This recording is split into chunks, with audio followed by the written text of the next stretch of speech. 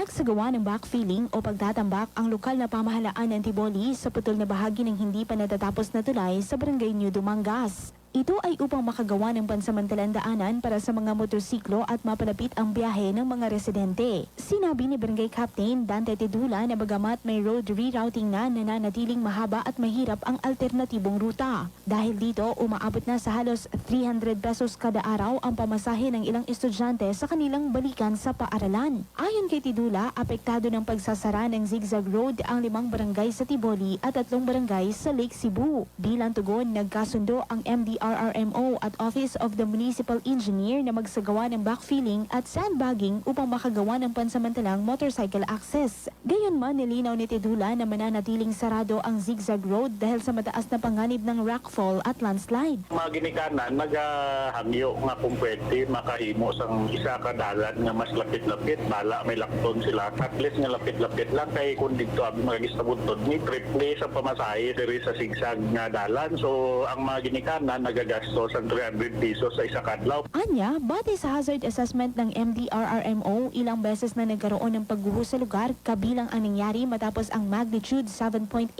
na lindol noong June 8 at isang insidente kung saan nasawi ang isang motorcycle rider matapos mabagsakan ng bato.